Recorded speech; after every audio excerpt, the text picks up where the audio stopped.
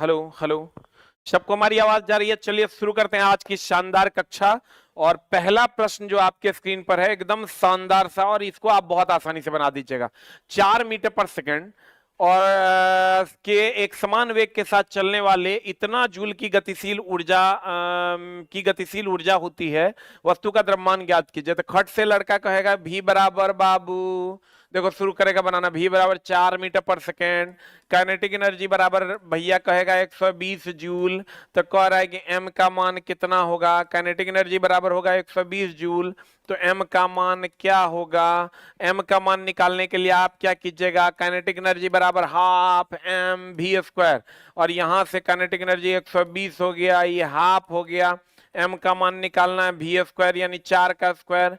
4 चौका 16, 2 अठी 16। m बराबर हो जाएगा 120 बटे 120 बटे 8, 8 कान 8, 4 8 5 40, 15 kg इज द आंसर। इतना करोगे तब जाके आंसर तक जाओगे। इतना करने का जरूरत कहां था मेरे दोस्त? ये जो हम अभी यहां से यहां तक को कियाए हैं, हम ये करने का जरूरत कहां था? सीधे कह रहा है वस्तु का द्रव्यमान, और द्रव्यमान का यूनिट होता है केजी, और केजी एक गो में है 15 में आंसर। ये बनाने का जरूरत नहीं था। ये जो अभी चला हम यहाँ भी लिख रहे, देखो ये एकदम स्मार्ट क्वेश्चन है। तोरा लगेगा अरे काइनेटिक एनर्जी हाफ एमबीएस करो, ये निकाल देंगे, और इसमें क्या है? और ये चला तो हर टाइम एकदम बच सकता था जब तू क्वेश्चन को देख के ही मार देता। क्या मार देता? क्या मार देता? चला जी, अगर आपका रिकॉर्डेड वीडियो नहीं चल रहा, आप ऐप को अपडेट कीजिए। अब देखो एकदम सिंपल है, गतिशील होता है वस्तु का द्रव्यमान ज्ञात कीजिए। द्रव्यमान ज्ञात कीजिए, द्रव्यमान का यूनिट न्यूटन पास्कल वाट थोड़े होता है, केजी होता है। मार देंगे, आंसर सही हो जाएगा। सोचना क्या है इसमें? What you are going to think? कुछ नहीं सोचना, आंसर मिल गया आपको। तो ये चला एएलपी का सीबीटी 1 में बहुत सारे ऐसे क्वेश्चंस पूछे गए थे जो यूनिट पर ही बन जाते। जैसे अगर मान लो तुमको क्वेश्चन दे देता है, अगर क्वेश्चन दे देता है मान लो कि 10 किलोग्राम द्रव्यमान है, 10 किलोग्राम द्रव्यमान है, m का मान है 10 किलोग्राम, g का मान है 10 मीटर पर सेकंड स्क्वायर, और h का मान जो है वो है 10 मीटर। तुमको कहेगा बताओ power is equal to what? तो power is equal to time दे दिया है, मान लो टाइम दे दिया है तुमको 10 सेकंड। पावर तुमको निकालना है, तो पावर का पहला ऑप्शन तुमको दे दिया कि भैया 100 न्यूटन, और दूसरा ऑप्शन दे दिया 100 वाट, 1000 वाट, और तीसरा ऑप्शन दे दिया या 100 वाट, 100 वाट, और तीसरा ऑप्शन दे दिया 1000 केजी, और चौथा ऑप्शन दे दिया 100 जूल। अब बताओ चला तू एकरा में मारने जाएगा, बनाने जाएगा, कि सॉलिड आंसर मारेगा? बता की होगा आंसर। पीसीएम वाले क्या करेंगे? पीसीएम वाले इलेक्ट्रीशियन पढ़ेंगे। अगर मैथ अपना बढ़िया है तो मैथ पढ़ेंगे। बताइए तो आंसर एक्स का की मारिएगा। एम दे दिया, जी दे दिया, एच दे दिया, टी दे दिया, पावर मांग रहा है। पावर बराबर M G H by T होता है। तो आप इसको निकालने जाइएगा कि सीधे सीधे मार दीजिएगा? ये बता दीजिए हमको जल्दी से, क्योंकि पावर का ऐसा मात्रक वाट होता है, इसको निकालने की जरूरत नहीं है, इसको खट से मार देंगे वाट। 100 what is the right answer. Answer बोलो ना रे, कितना आंसर? क्या तो तुझे पाना है?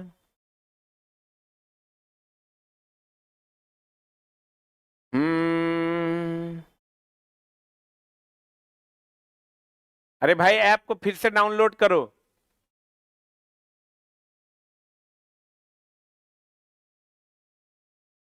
ऐप को आप फिर से डाउनलोड कीजिए, और सबका वैलिडिटी चला हम बढ़वा देंगे, एकदम टेंशन लेने की जरूरत है। जिसका वैलिडिटी नहीं है उसका वैलिडिटी बढ़ जाएगा। हाँ बताओ आंसर क्या होगा? यहाँ तो 4 मीटर पर सेकंड के एक समान वेग से चल रहा है, 120 जूल गतिशील है ऊर्जा। तो वस्तु का द्रव्यमान ज्ञात कीजिए। द्रव्यमान का एक यूनिट है केजी। आंसर मार दो, you will get the answer. अच्छा रुक, चला एकदम एक हम सीरियस में देखते हैं। चला होता क्या है ना, अभी इतना ना हैबिल लोडेड है कि कहने सुनने से बाहर। कहते हैं इतना केल्विन के पैमाने को परिवर्तित करें। तो राय एकदम ये फॉर्मूला याद रखना है, C-0 बटा 100 minus 0, 100 minus 0 is equal to F minus 32 बटा 212 minus 32 is equal to R minus 0 बटा 80 minus 0 is equal to K minus 273 अब बटा 373 माइनस 273। अभी चला इतना ना लफड़ा चल रहा है, जितना बुक है पहले उस सब बुक को डिस्पैच करवा रहे हैं हम। कल सारा लगभग 7,000 किताब है चला, मतलब हमको लगता है 20 से 22 आदमी उसको पैक कर रहा है किताब को, तैयो नहीं पहुंच रहा है बच्चा का इतना कंप्लेन। अगर एक्स केल्विन को डिग्री सी में बदलना है तो X minus 273 degree C, minus 273 degree C कर देंगे। अब 372 डिग्री सी को केल्विन में बदलना है तो 372 आप प्लस 273 कर देंगे, 273 जोड़ देंगे, 3 2 5 7 7 14, 3 2 5 1 6 645 kelvin is the right answer.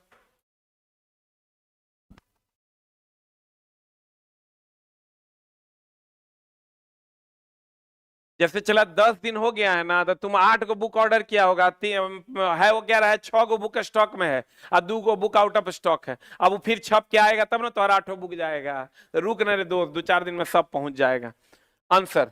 अब एक बात बताओ चला कि त्रिक बिंदु का मान कितना होगा। हम थोड़ा जब भी क्वेश्चन बताएंगे चला, अगर एक इजी क्वेश्चन तुमको मिलेगा तो हम स्मार्ट क्वेश्चन तुमको बता देंगे। त्रिक बिंदु का मान कितना है, 0 डिग्री सी या 0 केल्विन या 0.15 डिग्री सी या 0.15 केल्विन। देखो हम बोले हम ये नॉर्मल क्वेश्चन है, लेकिन क्वेश्चन तो पूछता है आंसर बता।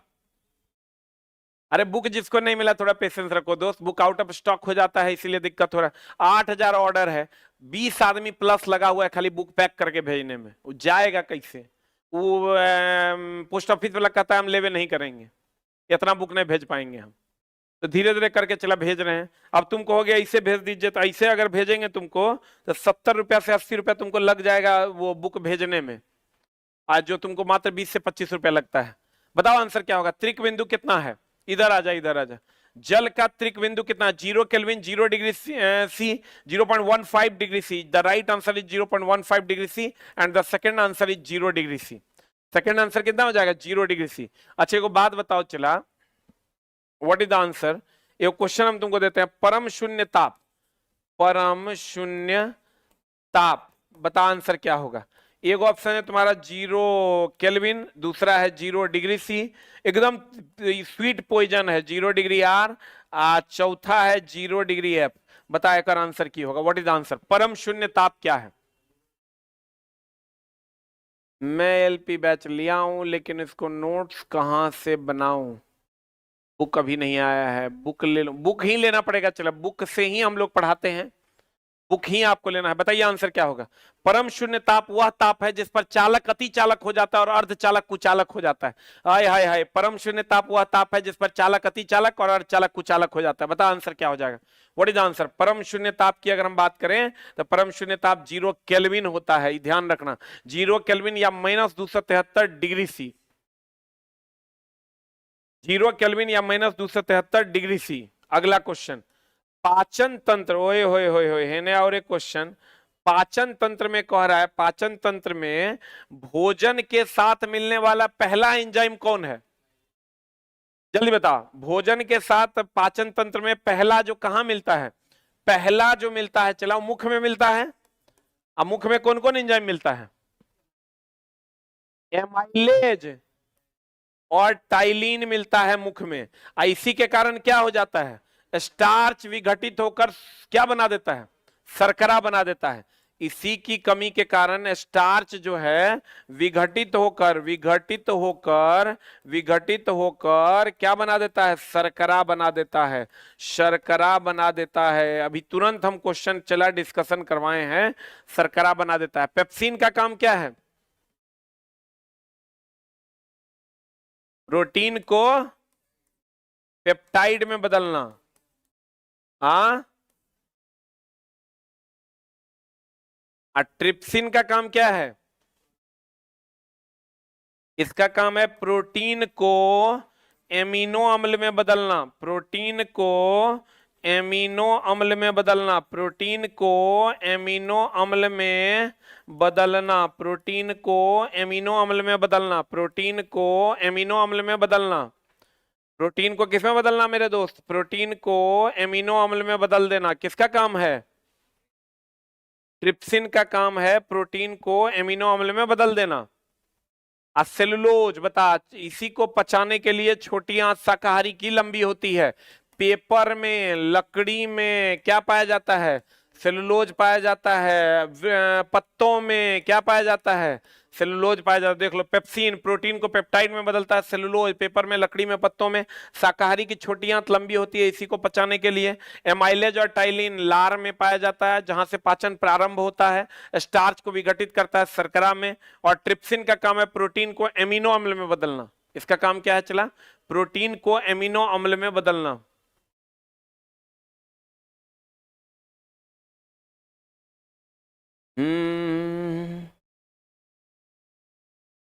ये लड़का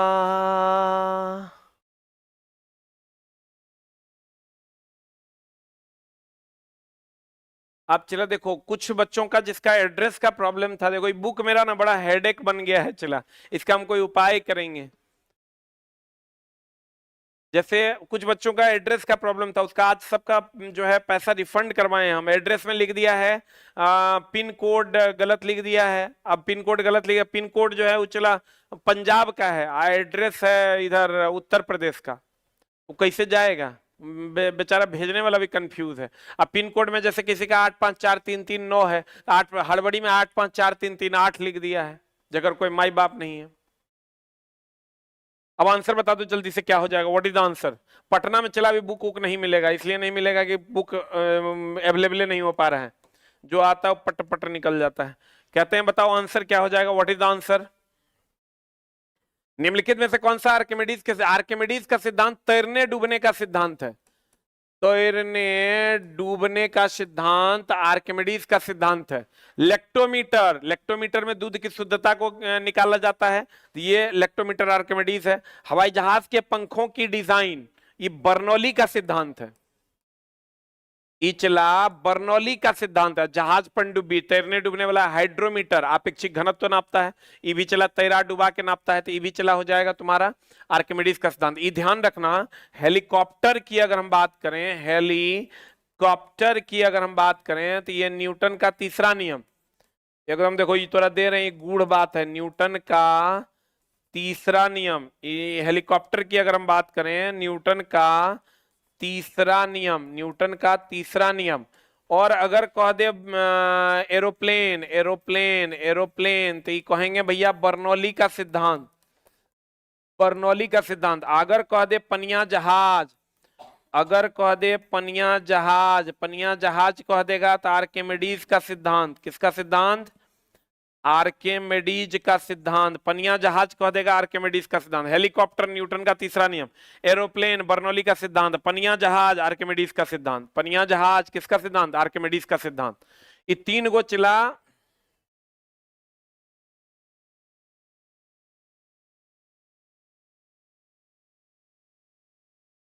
तीन गो चिला बुक से रिलेटेड कोई भी कमेंट्स नहीं करो, हम सबको एकदम 2-3 दिन में जो है सबका निपटारा कर देंगे। एकदम तुरंत भेजने का भी हम जुगाड़ लगा रहे हैं। लेकिन बुक चला तभी ऑर्डर करो, एकदम नहीं तो नहीं ऑर्डर करो। बुक तब ऑर्डर करो जब तुम पेशेंस रख पाते हो। बताओ आंसर क्या होगा? निम्नलिखित में से कौन सा आर्किमिडीज तैरने डूबने वाला जितना सिद्धांत है आर्किमिडीज का सिद्धांत है? अब बताओ, हवाई जहाज में पंखों की डिजाइनिंग बर्नौली का सिद्धांत है। जहाज में पनडुब्बी ये सब तो है ही है। हेलीकॉप्टर न्यूटन का तीसरा नियम है। एरोप्लेन बर्नौली का सिद्धांत है। अब पनिया जहाज आर्किमिडीज का सिद्धांत। पनिया जहाज किसका सिद्धांत है? आर्किमिडीज का सिद्धांत है। आंसर अब देखो चला, न्यूटलैंड के अष्टक नियम, बता जल्दी से आंसर क्या हो जाएगा? न्यूलैंड का अष्टक नियम केवल डैश तत्व तक लागू होता है। देखो चला, न्यूलैंड की अगर हम बात करें, न्यूलैंड के समय ज्ञात तत्वों की संख्या थी 56। नियम इसके मान्य होते हैं कैल्शियम तक। सारणी इसका अंत होता है थोरियम पर। सारणी इसका अंत होता है कहां पर? सारणी इसका अंत होता है थोरियम पर। और न्यूलैंड जो है ये संगीत के 7 सुरों से पर ये बना हुआ था। इसमें पहले तत्व का गुण जो है वो 8वें तत्व से मिलता है। दूसरे तत्व का गुण जो है वो 9वें से मिलता है। तीसरे तत्व का गुण जो है वो 11वें से मिलता है, सॉरी 10वें से मिलता है। मतलब पहले हर तत्व के बीच में 7 का गैप होगा, है अष्टक नियम। है अष्टक नियम। चला क्या कह दिया है लेकिन आसाम काम करने वाले हक में बस बंजर जमीन है, आसमान नहीं। Love you. ये वो लड़का लिखा है, पढ़ना आसान नहीं लेकिन और आसान काम करने वालों के हक में बस बंजर जमीन है, आसमान नहीं। Love you sir. सर आपके बिग बूस्टर में 35 से 40 नंबर आ रहा है, मामला गड़बड़ है, थोड़ा नंबर और बढ़ाओ, थोड़ा नंबर और बढ़ाओ। चला देखो, न्यूलैंड के अष्टक नियम में न्यूलैंड 56 तत्व, नियम कैल्शियम तक मान्य है, सारणी थोरियम तक, और 7 सुरों से मिलकर बना है। पहले तत्व का गुण 8वें से, 7 का गैप होगा, दूसरे तत्व का गुण 9वें से, और तीसरे तत्व का गुण कितवें से, 10वें से मिलता है। आंसर बता कहां तक अष्टक नियम डैश तक लागू है। बता दो, हथेली में कौन पिघलता है, हथेली में पिघलता कौन, कौन रे। एगो तुमको दिया है गैलियम, दूसरा दिया है सीजियम, तीसरा दिया है पोटेशियम, और चौथा दिया ऑल। बता कौन, हथेली पर कौन पिघलता है। हाँ एकदम बढ़ा देंगे, चला वैलिडिटी एकदम बढ़ा देंगे। बताओ पहले जल्दी से आंसर। कहते हैं हथेली पर कौन पिघलता है, gallium, caesium, potassium, all. Answer हो जाएगा ऑल। गैलियम भी, सीजियम भी और पोटेशियम भी, गैलियम, सीजियम और पोटेशियम तीनों पिघलता है चला हथेली पर। अगला प्रश्न, ये तो एकदम आराम से आप बना दीजिएगा क्वेश्चन, लेकिन इसमें भी हम बहुत सारा अच्छा अच्छा प्रश्न आपको बता देंगे। देखिए कहते हैं एक तत्व के समस्थानिक का द्रव्यमान इतना है, कोई इस तत्व है, इसका समस्थानिक का द्रव्यमान जो है 298 है। बहुत बढ़िया बात। यदि इसके नाभिक में 188 न्यूट्रॉन है तो इसकी परमाणु संख्या क्या होगी। मान लीजिए परमाणु संख्या Z है, तो आपको पता है न्यूट्रॉन बराबर होता है परमाणु भार माइनस परमाणु संख्या। हमको न्यूट्रॉन दे दिया, देखो कह रहा है द्रव्यमान संख्या 298 है, यदि नाभिक में 188 न्यूट्रॉन है तो इसकी परमाणु संख्या क्या होगी। तो 298 माइनस Z बराबर n हो जाएगा। n का मान ये 188 दे दिया है, 298 माइनस, जरा सा इधर उधर करोगे ना तो आंसर अल्लबल आ जाएगा, तब फंस जाओगे। Z बराबर कितना हो जाएगा, 298 माइनस 188, आई हो जाएगा 110। और जरा सा जो अलबल करेगा वो बुरे फंसेगा एकदम, एक बात ध्यान में रखना। आंसर कितना हो जाएगा बता, डी फॉर डॉग। एकदम चला ध्यान रखना कि अगर कोई तत्व है, अगर कोई तत्व x है तो यहां जो है वो परमाणु संख्या है, वही प्रोटॉन है, वही इलेक्ट्रॉन है, वही क्या है चला इलेक्ट्रॉन है। और अगर न्यूट्रॉन की संख्या यहां जो है वो परमाणु भार है, ये परमाणु भार है। अगर न्यूट्रॉन निकालना है तो a माइनस Z करेंगे। ये है छोटा सवाल लेकिन पूछता खूब है। अच्छा चला एक बात बताओ, एकदम सिंपल, चला सीधी बात, नो बकवास, सिर्फ पढ़ाई में आपका स्वागत है। जल्दी से हमको एक क्वेश्चन का आंसर आप दे दीजिए। हम बोले ना हम बड़ा स्मार्ट स्मार्ट क्वेश्चन पढ़ाएंगे आपको। एक क्वेश्चन है आपका, समस्थानिक, समस्थानिक में समान कौन है। पहला भौतिक गुण, पहला भौतिक गुण और दूसरा रासायनिक गुण। जल्दी से बता दो क्या हो जाएगा आंसर। अब देखें जे बता देगा तो कर हम दूगो बात सिखा देंगे उसको। भौतिक ये सब चला एकदम गूढ़ ज्ञान है, भौतिक गुण और रासायनिक गुण हमेशा ध्यान रखना। तब तक आंसर बताओ तुम लोग। भौतिक गुण जो है ये द्रव्यमान पर निर्भर करता है, भौतिक गुण जो है, भौतिक गुण जो है ये द्रव्यमान पर निर्भर करता है, द्रव्यमान पर निर्भर करता है। और रासायनिक गुण जो है, रासायनिक गुण जो है, ये रासायनिक गुण जो है ये तत्व पर निर्भर करता है। और आपको पता है समस्थानिक की अगर हम बात करें तो समस्थानिक ले लो, एगो कार्बन 612, एगो कार्बन 614। तो देखो समस्थानिक में समान क्या है, तो द्रव्यमान तो समान है नहीं, परमाणु तत्व समान है। और तत्व समान है मतलब क्या समान है, तत्व समान है मतलब रासायनिक गुण समान है। तो कह रहा है कौन समान होगा, तो रासायनिक गुण समान होगा। यही संभारिक में कह देगा तो भौतिक गुण समान होगा, क्योंकि ओकरा में द्रव्यमान समान होता है। आंसर देखो कितना बढ़िया चीज तो हम बता दिए अभी। तुझे देखा तो ये जान डेली 9:20 में आपकी सेवा में उपलब्ध है। चला बुक से रिलेटेड कोई कंप्लेन नहीं करो, हम सबका कंप्लेन देख लिए हैं, उसको दूर करते हैं। अब बुक चला तभी ऑर्डर कर पाओ करो जब तुमको लगता है कि मेरे अंदर पेशेंस है। बताओ आंसर। What is answer? अगला प्रश्न आपके स्क्रीन पर ये रहा। हा, क्या कहता है? एनसीईआरटी का सवाल है। चला, अच्छा चला, कितने लोग चाहते हैं कि हम एनसीईआरटी का एक शॉर्ट जो है, शॉर्ट में एनसीईआरटी का कंप्लीट एक एग्जाम्पलर का एक रिवीजन अभी करवा दूं, एकदम फास्ट, सुपर फास्ट रिवीजन। हम सोच रहे हैं कि सैटरडे और संडे 5 घंटे का, 4-5 घंटे का क्लास लगाएं। हिम्मत करते हैं जितना देर ले पाएंगे, 4-5 घंटे का क्लास लगाते हैं सैटरडे, या 4-5 घंटे का क्लास लगाते हैं संडे।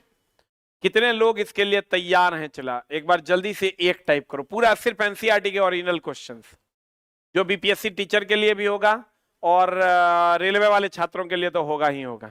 कितने लोग तैयार हैं? एक टाइप कीजिए। एकदम 5-6 घंटे का महामैराथन होगा। क्वेश्चन हम सेलेक्ट करके देंगे, जो वेरी वेरी इंपॉर्टेंट क्वेश्चन है एनसीईआरटी के, वही क्वेश्चन देंगे। कितने लोग तैयार हैं? लेकिन क्लास करना पड़ेगा 5-6 घंटे।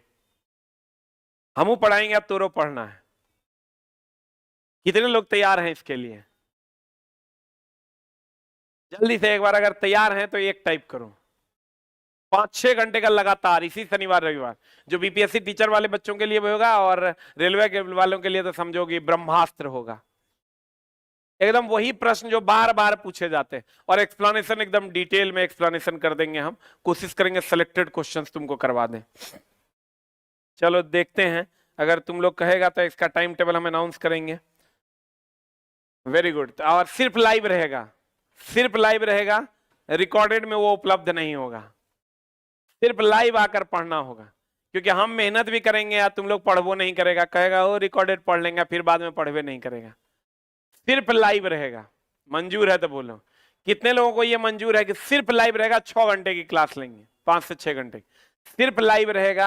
अगर आपको मंजूर है 9 टाइप करो, अगर मंजूर नहीं है, इसलिए कि चला तुम सोचता है कि बाद में पढ़ लेंगे, आप पढ़ता नहीं है। और लाइव आकर पढ़ेगा तो कम से कम पढ़ लेगा। पीडीएफ पहले ही दे देंगे, पीडीएफ पहले ही दे देंगे। 15-20 पन्ने का पीडीएफ होगा क्वेश्चन का, एनसीईआरटी से छांट के देंगे, लेकिन छांट के देंगे।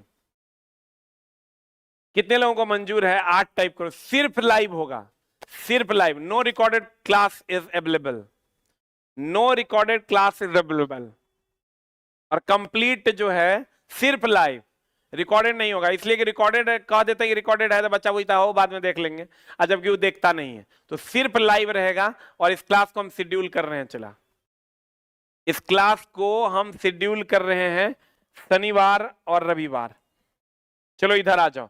कहते हैं देखते हैं हम, चला बहुत जल्द इसका अनाउंसमेंट भी हम कर देंगे। कहते हैं निम्नलिखित में से कौन सा डब्ल्यूबीसी के बारे में सही नहीं है? क्वेश्चन कर रहा है डब्ल्यूबीसी के बारे में सही नहीं है। कहता है आकृति अमीबीय और वृत्ताकार होता है, एकदम सही है। ये सैनिक के रूप में काम करता है, तब ना रोग प्रतिरोधक क्षमता देता है। नाभिक केंद्रित होता है। आकार 18 से 25 माइक्रोमीटर नहीं होता है, इसका आकार अनियमित होता है। इसका जो आकार होता है, चला डब्ल्यूबीसी का, इसका आकार अनियमित होता है। इसका आकार जो होता है वो अनियमित होता है। इसका आकार कैसा होता है मेरी जान? अनियमित होता है। तो आंसर क्या हो जाएगा? B for ball. इसका आकार जो होता है वो अनियमित होता है। तो आंसर बताओ जल्दी से क्या हो जाएगा? अगला, यदि आपतित किरण, देख लो क्वेश्चन कितना सुंदर है। एनसीईआरटी, हाँ, कहता कौन सा नहीं है? ए नंबर आंसर होगा। A number is the right answer. बताओ एक आंसर। ई क्वेश्चन चला, एनसीईआरटी का ओरिजिनल फ्लेवर है। कंप्लीट सिर्फ एनसीईआरटी, तुम्हारा रिवीजन भी हो जाएगा, मतलब समझो 12 घंटा में पूरा रिवाइज कर देंगे। लेकिन सिर्फ लाइव पढ़ाएंगे, क्योंकि छोटा सब बाद में देखता नहीं है, मेरा मेहनत पानी हो जाता है। कहते हैं यदि आपतित किरण डैश, तो परावर्तित किरण मुख्य फोकस से होकर गुजरेगी। देख लो, अगर आपतित किरण किसी भी दर्पण में, अगर आपतित किरण मुख्य अक्ष के समानांतर इसे ली जाएगी तो ये फोकस पर आएगी, और अगर फोकस से निकलेगी तो मुख्य अक्ष के समानांतर हो जाएगी। अगर फोकस से निकलेगी तो ये मुख्य अक्ष के समानांतर हो जाएगी। देख लो, अगर अगर अगर ध्यान देना, अगर मुख्य अक्ष के समानांतर आएगी तो फोकस पर चल जाएगी, और अगर फोकस से आएगी तो मुख्य अक्ष के समानांतर चली जाएगी। अब बताओ आंसर क्या होगा? What is the answer? यदि आपतित किरण डैश, तो परावर्तित किरण मुख्य फोकस से होकर गुजरेगी। यदि आपतित किरण समानांतर हो मुख्य अक्ष के, तो फोकस से होकर गुजरेगी। बताओ आंसर क्या होगा, व्हाट इज द आंसर? अवतल दर्पण के मुख्य अक्ष के समानांतर, यही तो होगा। ए उत्तल दर्पण में होगा तो वो प्रतीत होगा, समानांतर प्रतीत होगा, होगा नहीं। तो आंसर बता दो जल्दी से, क्या हो जाएगा? आंसर हो जाएगा अवतल दर्पण। और ये ध्यान रखना, अगर समानांतर आएगा तो फोकस पर मिलेगा, फोकस से निकलेगा समानांतर गुजरेगा। ये क्वेश्चन चला खूब पूछता है। हाँ है ने आओ क्वेश्चन, ये भी एनसीईआरटी का क्वेश्चन है। तुझे देखा तो ये जाना टाणा, नीचे दी गई अभिक्रिया में कौन सा कथन सत्य है? ZnO प्लस सी बराबर Zn प्लस CO2। बता आंसर क्या होगा? क्वेश्चन कह रहा है जिंक का अपचयन हो रहा है, कार्बन का ऑक्सीकरण, ये तो तुमको पता होगा ना दोस्त, हम कितना बार बताए हैं। ऑक्सीकरण, उपचयन, अपचायक,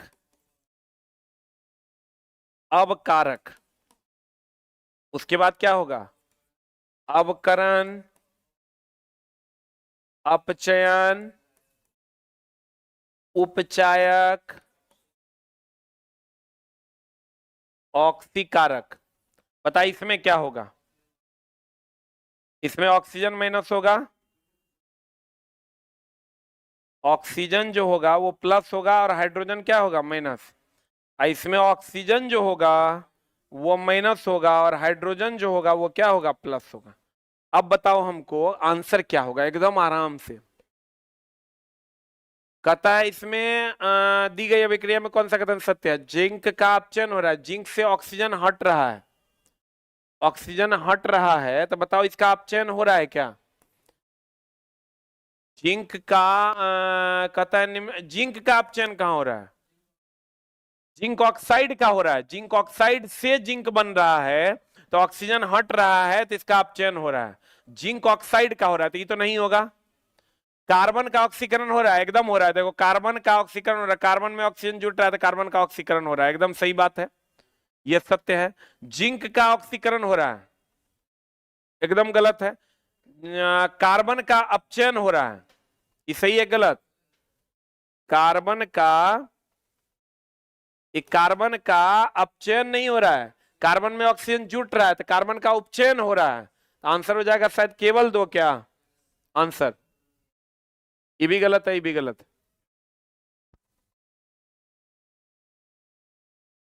आंसर हो जाएगा चला कार्बन का ऑक्सीकरण हो रहा है। देख लो एक बार फिर हम समझाते हैं, बढ़िया समझना। जिंक का अपचयन हो रहा है ये तो गलत है, जिंक ऑक्साइड जो है वो उससे ऑक्सीजन हट रहा है। कार्बन का ऑक्सीकरण हो रहा है, एकदम कार्बन ऑक्सीजन में बदल रहा है। जिंक का ऑक्सीकरण, जिंक का ऑक्सीकरण कहां हो रहा है? जिंक तो प्रोडक्ट में है। कार्बन का अपचयन हो रहा है, ये भी गलत है। तो आंसर बता दो जल्दी से, क्या हो जाएगा? कार्बन का अपचयन नहीं हो रहा है, कार्बन में ऑक्सीजन जुट रहा है, ऑक्सीजन जुट रहा है तो उपचयन हो रहा है। आंसर हो जाएगा केवल दो। आंसर शायद इसका गलत दिया हुआ था, ठीक कर लेना। अच्छा टेक्नीशियन बैच में पीडीएफ नहीं आया, आ जाएगा। अगला क्वेश्चन आपके स्क्रीन पर ये रहा, देखो रे भाई, ए चला एकदम चला मेहनत कर। हम जब इतना मेहनत करते हैं, मेरा चला 15वां घंटा का क्लास है।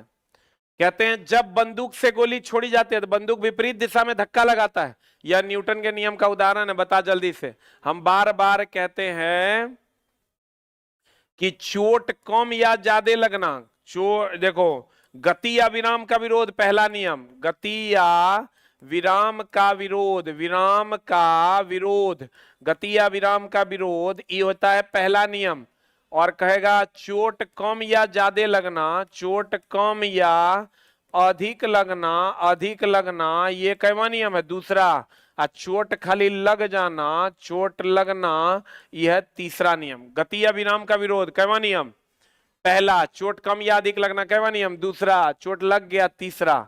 अब क्वेश्चन क्या कह रहा है देखो, जब बंदूक से गोली छोड़ी जाती है बंदूक विपरीत दिशा में धक्का लगाती है, न्यूटन का कौन सा नियम है? ये तो सब मार देगा, क्रिया के बराबर तथा विपरीत प्रतिक्रिया है, गति का कैवा नियम? तीसरा नियम। अच्छा चला एक बात बताओ, तुमको एक सिंपल सा क्वेश्चन देते हैं, बल की प्रकृति कौन बताता है? चलो एकदम सिंपल सा क्वेश्चन है इसी टॉपिक का, बल की प्रकृति कौन बताता है? पहला नियम, दूसरा नियम, तीसरा नियम, बताओ। बल की प्रकृति का पता किससे चलता है?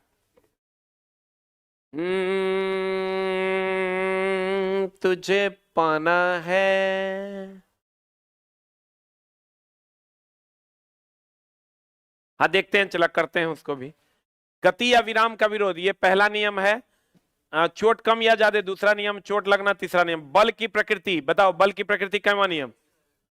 तीसरा नियम बल की प्रकृति, तीसरा नियम वो है क्या, क्या बोलते हैं उसको, बल की प्रकृति तीसरा नियम। आयुष देखो तो है क्या? देखो पहले नियम से बल की परिभाषा, दूसरे से बल का सूत्र और तीसरे से बल की प्रकृति। ये ध्यान रखना चला, गति का प्रथम नियम से बल की परिभाषा, गति के दूसरे नियम से बल का सूत्र और तीसरे नियम से बल की प्रकृति का पता चलता है। आ जाओ हेने, क्वेश्चन क्या कह रहा है बता। कहते हैं निम्नलिखित में से कौन सा रेडॉक्स अभिक्रिया का उदाहरण है ने, और एक क्वेश्चन बच्चा को दिख नहीं रहा है। रेडॉक्स अभिक्रिया उसे कहते हैं चला जिसमें ऑक्सीकरण अवकरण दोनों हो। रेडॉक्स अभिक्रिया उसे कहते हैं जिसमें ऑक्सीकरण भी हो, ऑक्सीकरण भी हो और अवकरण भी हो, ऑक्सीकरण भी हो और अवकरण भी हो। बताओ तो आंसर क्या हो जाएगा?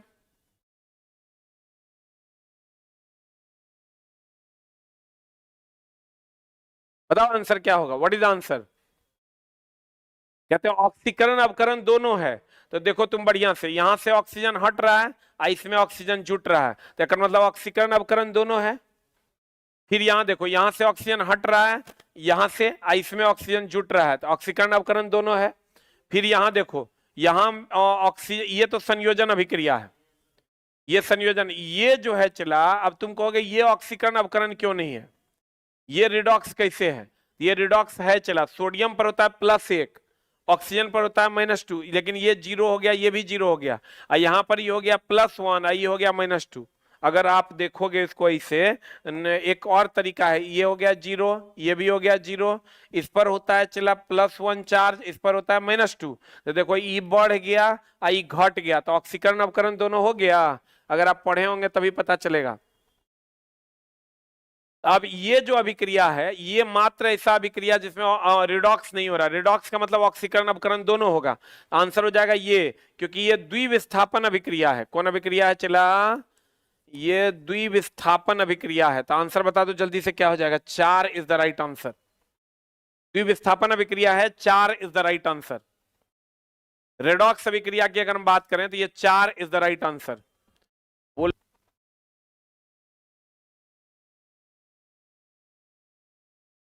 कल कल परसों एक वीडियो भी हम छोटा सा बना देंगे। आज कितना तारीख है?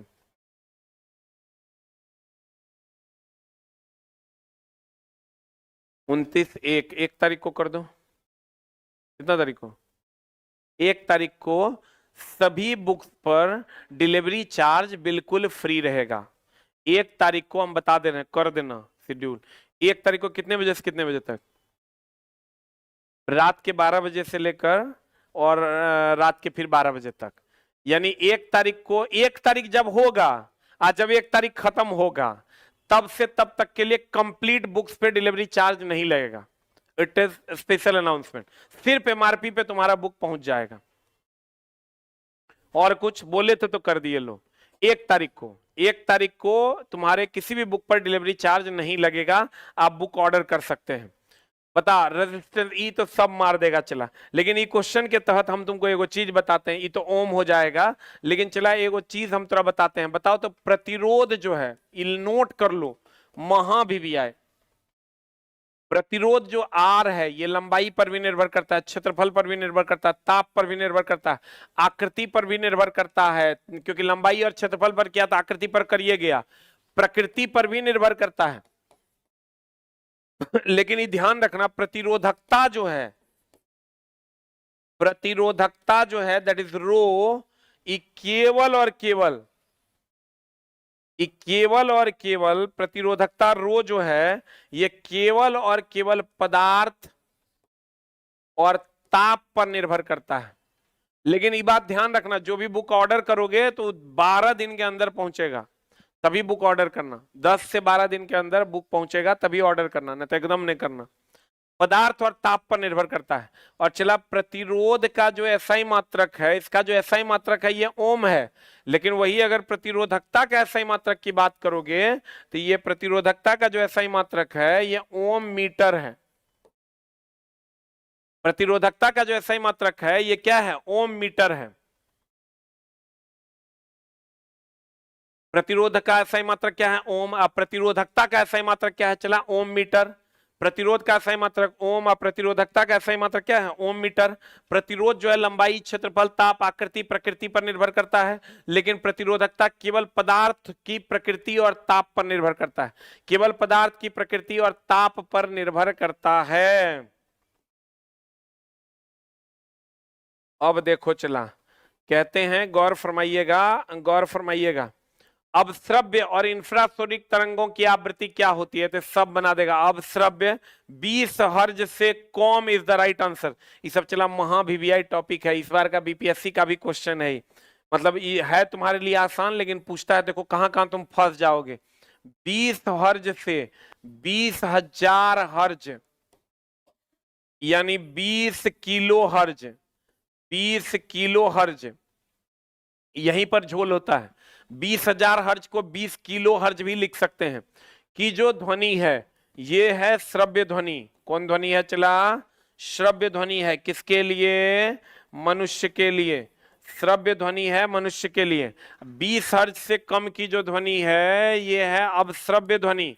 अब 20,000 हर्ज से जो अधिक की ध्वनि है ये है पराश्रव्य ध्वनि। अब क्वेश्चन तुमको कहेगा पराश्रव्य ध्वनि किस कैसे उत्पन्न किया जाता है, तो कहिएगा पीजो इलेक्ट्रिक इफेक्ट से। पराश्रव्य ध्वनि जो है ये पीजो इलेक्ट्रिक प्रभाव से, या पहली बार जो ये जनरेट हुआ था ये गॉल्टन की सीटी से, गॉल्टन की सीटी से ये उत्पन्न किया गया था, गॉल्टन की सीटी से उत्पन्न किया गया था। अब देख लो चला, कहते हैं 20 हर्ज से कम। बताओ हृदय की धड़कन जो है, हृदय की धड़कन इसी में आती है, भूकंप की ध्वनि भी इसी में आती है। एगो बात बताओ चला, तो तुमको हम एगो ऑप्शन देते हैं। परपोइसेस नाम का एक जानवर है जिसका क्वेश्चन पूछा था। परपोइसेस नाम का एक जानवर है, ये बताओ कैसा ध्वनि सुनता है, अवश्रव्य, अवश्रव्य, दूसरा दे देते हैं श्रव्य, और तीसरा दे देते हैं पराश्रव्य। अब बताओ जल्दी से आंसर क्या हो जाएगा, व्हाट इज द आंसर। परपोइसेस कैसी ध्वनि सुनता है। अरे भाई 8:20 में आते हैं, 2-3 मिनट इधर उधर हो जाता होगा, ऐसे नहीं करो चला। 9:20 में आते हैं। बताइए आंसर। परपोइसेस जो है ये एक जानवर है चला, जो 20,000 हर्ज से अधिक की ध्वनि सुनता है। 20,000 हर्ज से अधिक की ध्वनि सुनता है, इसीलिए आंसर हो जाएगा पराश्रव्य। चमगादड़, डॉल्फिन और परपोइसेस ये 20,000 हर्ज से अधिक की ध्वनि सुनता है। अगला, और यहां ध्यान रखना 20,000 हर्ज देगा या 20 किलो हर्ज देगा, दोनों एक ही बात है।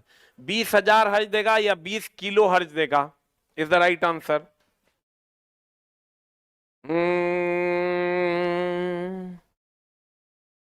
अब बताओ, कहते हैं किसी वस्तु को ऊर्ध्वाधर ऊपर की ओर फेंका गया। बहुत बढ़िया बात है, ऊर्ध्वाधर ऊपर की ओर फेंका गया, फेंक देते हैं ऊर्ध्वाधर ऊपर की ओर फेंका गया। भूमि से अधिक ऊंचाई, अधिकतम ऊंचाई h तक पहुंचा। इसके ऊपर जाने के दौरान ऊंचाई h के 1/4 पर वस्तु क्या होगा। देखो आपको पता है नीचे से ऊपर फेंक रहा है कि ऊपर से नीचे। किसी वस्तु को ऊर्ध्वाधर ऊपर की ओर फेंका गया, गिराता तो ऊपर से नीचे, अब फेंकता तो नीचे से ऊपर। हम बता देंगे चला बुक कहां से, एक लिंक आएगा तुमको कल 1 तारीख को, जब 1 तारीख होगा रात में 12 बजे, तो एक लिंक डाल दिया जाएगा, वहां से आप उस बुक को ऑर्डर कर पाइएगा। तो एक साथ आप कई बुक भी ऑर्डर कीजिएगा तो चला जाएगा, हमें अभी नहीं कीजिएगा ऑर्डर। अब देखो चला, कहते हैं जब नीचे से ऊपर जाएंगे तो वेग का मान क्या होगा बताओ। अगर ध्यान देना, नीचे से ऊपर जाने पर वेग घटता है, वेग का मान घटता है, और हाइट का मान जो है क्या हो जाएगा, वेग का मान घटेगा, और ऊंचाई का मान जो है वो बढ़ेगा। अब करें 1/4 ऊंचाई, 1/4 ऊंचाई मतलब हो गया चला, अगर यहां से यहां तक मान लो h ऊंचाई है, तो 1/4 ऊंचाई यहां है, तो यहां पर तो हाइट कम ना होगा रे। हाइट अगर कम होगा तो गतिज ऊर्जा होगा यहाँ अधिक, हाइट कम है तो पोटेंशियल एनर्जी हो जाएगा कम। अगर आधा पर जाएगा तो आधा पर जाएगा तो पोटेंशियल एनर्जी 50% हो जाएगा, काइनेटिक एनर्जी 50% हो जाएगा, काइनेटिक एनर्जी क्या हो जाएगा मेरी जान? 50%। काइनेटिक एनर्जी कितना परसेंट? 50%। और जब यहां चल जाएगा तो काइनेटिक एनर्जी जो हो जाएगा वो 100% हो जाएगा। अब पोटेंशियल एनर्जी हो जाएगा 0। और जब यहां रहेगा तो यहाँ काइनेटिक एनर्जी हो जाएगा, हाँ यहाँ काइनेटिक एनर्जी जो हो जाएगा वो 0 हो जाएगा, पोटेंशियल एनर्जी 100% हो जाएगा। और यहाँ काइनेटिक एनर्जी 100% हो जाएगा। अब पोटेंशियल एनर्जी क्योंकि हाइटे नहीं है तो 0 होगा। एक लाइन में समझ लो, नीचे से ऊपर हर जगह कुल ऊर्जा नियत रहेगा, हर जगह कुल ऊर्जा का मान नियत रहेगा। सौर जी देखो, अगर 1/4 ऊंचाई पर है तो यहाँ हाइट कम है तो स्थिति ऊर्जा कम होगा, गति ऊर्जा ज्यादा होगा। यहां आ जाएगा तो हाइट ज्यादा होगा तो स्थिति ऊर्जा ज्यादा हो जाएगा, गति ऊर्जा कम हो जाएगा। क्योंकि हाइट पोटेंशियल एनर्जी बराबर होता है mgh, potential energy mgh। Potential energy की अगर हम बात करें तो mgh, और काइनेटिक एनर्जी की अगर हम बात करें तो half mv², half mv²। Potential energy mgh और काइनेटिक एनर्जी की अगर हम बात करें तो हाफ mv², हाफ mv²। अब बताओ जल्दी से आंसर क्या हो जाएगा? कम स्थिति ऊर्जा और अधिक गति ऊर्जा, एकदम आराम से बनाना हो। डिस्कशन क्यों 8:20 में डिस्कशन कैसे करवाएंगे? चलो मेरा क्लास रहता है, ट्रेड का क्लास है ऑफलाइन में, ऐसे नहीं करो। चला तो सब अलग अलग टाइम बताओगे तब पता चला गुरुजी तब पगलाइए जाएंगे। हे ही क्वेश्चन चला ना, बड़ा स्टैंडर्ड का क्वेश्चन, बड़े बच्चा को बड़ा इसमें डाउट होता है। 1 kg की वस्तु 10 मीटर की ऊंचाई तक, एक लाइन एकदम जान लो कि अगर ऊपर की ओर ले जाओगे गुरुत्वाकर्षण के विरोध में तो कार्य का मान निगेटिव, और अगर नीचे की ओर लाओगे ना गुरुत्वाकर्षण के सपोर्ट में, अगर नीचे की ओर लाओगे गुरुत्वाकर्षण के सपोर्ट में, गुरुत्वाकर्षण के सपोर्ट में, तो कार्य का मान पॉजिटिव। एक लाइन के बात है, सामने बात है, एकदम बढ़िया से देख लो। अब पॉजिटिव है निगेटिव में झोल है। अगर गुरुत्वाकर्षण के सपोर्ट में लाओगे, भैया किसी का सपोर्ट करोगे तो पॉजिटिव बात है, अब विरोध करोगे इसे उठाओगे ऊपर तो निगेटिव बात है। गिरने दोगे सपोर्ट में, ध्यान देना, अगर गिरने दोगे चला सपोर्ट में, सपोर्ट में अगर गिरेगा तब नीचे की ओर तो एक मतलब कार्य पॉजिटिव। ऊपर उठाओगे तो गुरुत्वाकर्षण बल हमेशा नीचे की ओर लगता है, तो अगर उधरे गिराओगे तो पॉजिटिव, ऊपर उठाओगे तो निगेटिव। अब जल्दी से बता दो क्या हो जाएगा? कहता है इतना ऊंचाई तक उठाया जा रहा है तो एकदम निगेटिव आंसर होगा, पॉजिटिव तो आंसर होगा नहीं। अब दूसरा बात है, एम का मान दे दिया है 1 kg, एम का मान दे दिया है 1 kg और एच का मान दे दिया है 10 मीटर, तो गुरुत्वा जी का मान दे दिया है 9.8 मीटर पर सेकंड स्क्वायर। तो पोटेंशियल एनर्जी बराबर हो जाएगा mgh। m का मान कितना है 1, g का मान कितना है 9.8 और h का मान कितना है 10। कितना हो जाएगा? माइनस, ये तो माइनस लग जाएगा क्योंकि उठा रहा है तो माइनस लग जाएगा। अब माइनस लग जाएगा, बताओ हम बोले तो गुरुत्वाकर्षण के विरोध में, उठा रहे हैं मतलब विरोध कर रहे हैं, गिरा रहे हैं मतलब सपोर्ट कर रहे हैं। ये हो जाएगा -98 joule is the right answer. -9.8 भी दिया है, -98 भी दिया है। अब केकर कर बन गया ये तो हम नहीं कह सकते। केकर कर चलाई क्वेश्चन बन गया था, कृपया 1 टाइप करें, अगर नहीं बना तो 2 टाइप करो। तुझे पाना है, जल्दी बता दो आंसर। गुरुत्वाकर्षण के विरोध में ऊपर उठाओगे निगेटिव, सपोर्ट में गिराओगे पॉजिटिव। अगला प्रश्न आपके स्क्रीन पर ये रहा, बता दीजिए आंसर क्या हो जाएगा। कहते हैं प्रत्येक आवर्त में प्रथम तत्व की संयोजकता 1 संयोजकता इलेक्ट्रॉन होता है और प्रत्येक आवर्त का अंतिम तत्व अक्रिय गैस होता है, और अक्रिय गैस होता है तो कितना हो जाएगा? 8 संयोजक इलेक्ट्रॉन हो जाएगा। एक लाइन का बात, आवर्त शुरू होता है पहले से, खत्म होता है 8वें पर, यानी अक्रिय गैस। बताओ तो अक्रिय, एकदम मजाक वाला क्वेश्चन दे रहे हैं, अक्रिय गैस की संख्या कितनी? देखते हैं कौन कौन चलवा हमर मार देता है। पहला 6, दूसरा 7, तीसरा 5 और चौथा 8। देखें के मारता है। अक्रिय गैस की संख्या, एकदम सिंपल सड़ा हुआ प्रश्न आपकी सेवा में उपलब्ध है। बताइए आंसर क्या होगा? तुझे अपना बना। और कल चला एनसीईआरटी का महा मैराथन लेने वाले हैं हम, और आपकी सेवा में उपलब्ध करने वाले हैं।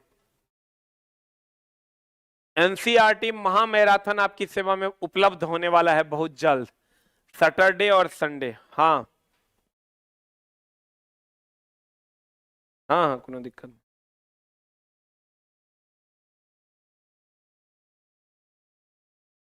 बताइए जल्दी से आंसर क्या हो जाएगा? What is the answer?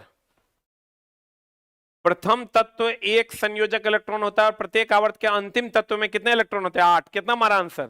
7 मार दिया, 8 मार दिया। हाय रे पगला, 6 होता है रे। Helium, neon, argon, krypton, xenon, radon, 6 होता है 6। हाय रे पगला, अरे पगला रे पगला, 6 होता है 6। अच्छा एगो एगो सरल क्वेश्चन और ले लो। तत्व, ये पूछा हुआ क्वेश्चन है, तत्व कितने हैं? एगो ऑप्शन है 114, दूसरा ऑप्शन है 115, तीसरा ऑप्शन है 116 और चौथा ऑप्शन है 118। ले, एकदम सरल तत्व दे दिए, सरल क्वेश्चन, महा सरल। इसरो में कुछ लोग गलती करेगा। बता आंसर क्या? तत्व कितने हैं? तत्व, what is the number of elements, what is the answer? 114, 115, 116, 118। बता, की मार रहा है?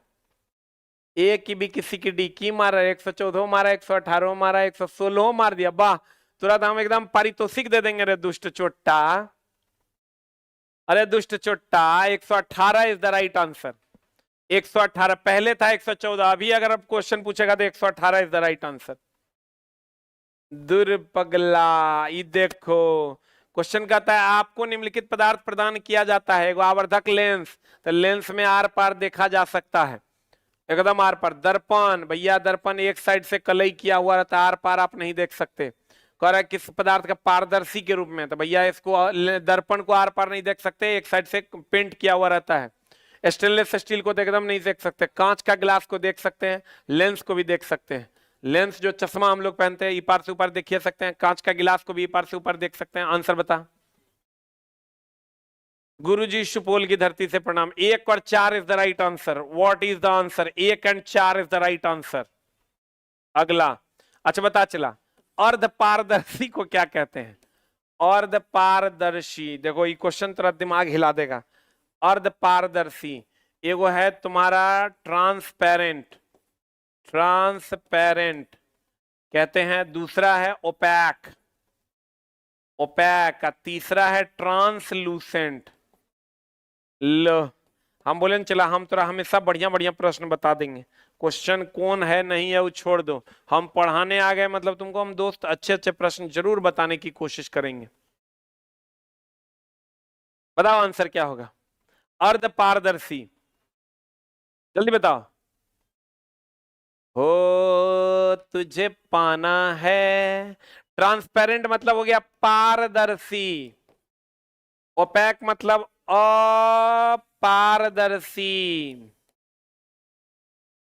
और ट्रांसलूसेंट बोले तो अर्ध पारदर्शी। अब मार answer, what is the answer? जल्दी बताओ। अर्ध पारदर्शी इज द राइट आंसर। अर्ध पारदर्शी सही है ना? ट्रांसलूसेंट एकरे में कहीं ई दे देगा तब तो मारिए देगा। अब बताओ तो थीन पेपर, थीन पेपर अर्ध पारदर्शी है, थोड़ा थोड़ा दिखता है। सूती वस्त्र अर्ध पारदर्शी है, थोड़ा थोड़ा दिखता है। आंसर ये सब एकदम समझो कि चला वो प्रश्न है जो तुमको बहुत ज्यादा यूज में आएंगे। सोडियम कार्बोनेट Na2CO3, सोडियम का ले लो, द्रव्यमान निकालना है ना, द्रव्यमान निकालना है रे दोस्त। क्या निकालना है? द्रव्यमान। सोडियम का 23 दूनी 46, कार्बन का 12, 16 तिया 48, 48 12 60, 40 100, 106 इज द आंसर। सही है, जस्ट बगल बगल वाला भी दिया हुआ है। बनाकर साइड हो जाइए, स्क्रीनशॉट लेते हैं। तो हम तो साइड हो ही जाते हैं, लेकिन तो सब स्क्रीनशॉट में हम रहेंगे, क्योंकि हम अगर बगल हो जाएंगे तो लड़का की कहेगा जानते हो? लगता है मास्टर पढ़ने गया है, पढ़ के आएगा तब लिखता है। अरे बाप, कोनो इल्जाम कभियो न लग सकता है। चला, अब चैनल मेरा डिलीट हो गया गवर्नमेंट के द्वारा, लड़का यो एक आध को लिखा, ये अपने चैनल डिलीट कर लिया था। अब की कहें, बाप रे, मतलब चला इल्जाम तो इतने की लगता है कि हम समाज के कुलछा लोग हैं। अरे दानव ज्ञान बांटते हैं और कोशिश करते हैं सच के रास्ते पर चल सके। तू भी चल दोस्त। अन्य में कहते हैं ना, एक उंगली दूसरे की तरफ करोगे 5 उंगलियां तुम्हारी तरफ होती है। आंसर बता दो। निम्नलिखित में उल्लेखनीय गतिविधियों में से किसमें स्थिति ऊर्जा और गति ऊर्जा में परिवर्तित किया जाता है? बताओ स्थिति ऊर्जा पटाखे की विस्फोट, तो केवल गति ऊर्जा है। टॉर्च का ऑन करना ही कुछ नहीं है, टॉर्च का ऑफ करना यो नहीं है। पेंडुलम का झूलना, देखो ये पेंडुलम अगर चला यहाँ पर है तो स्थिति ऊर्जा है, और इसको ऐसे छोड़ दोगे तो में गति ऊर्जा आ जाएगा, तो स्थिति ऊर्जा से गति ऊर्जा में आ जाएगा, यही आंसर हो जाएगा। पेंडुलम का झूलना, झूले का झूलना, पेंडुलम का झूलना, झूले का झूलना, ये सब क्या है चला? पेंडुलम का झूलना, झूले का झूलना, ये सब क्या है? स्थिति ऊर्जा को सीधा गति ऊर्जा में कन्वर्ट कर देता है। आंसर। अगला प्रश्न आपके स्क्रीन पर, लेड नाइट्रेट, ओए होए, ये क्वेश्चन तो हम हमेशा बताते रहते हैं बच्चों को। PbNO3 हॉल 2, PbNO3 हॉल 2 जब टूटेगा तो ये बना देगा PbO plus NO2 plus O2, यही बना देगा। इसका रंग कैसा होता है? इसका रंग होता है भूरा। अब चला देख लो, बताओ जल्दी से आंसर क्या हो जाएगा। लेड नाइट्रेट को जोरदार ढंग से गर्म करने पर निकलने वाली लाल भूरे रंग की गैस कौन सी है? तो ऑक्सीजन का तो कोई रंग होता नहीं है, NO2 का रंग होता है। नाइट्रोजन डाइऑक्साइड, आंसर बताओ। नाइट्रोजन डाइऑक्साइड भी दिया है, डाई नाइट्रोजन ऑक्साइड भी दिया है, नाइट्रोजन पेंटाऑक्साइड भी दिया। आंसर बता दो जल्दी से क्या हो जाएगा। B for ball is the right answer.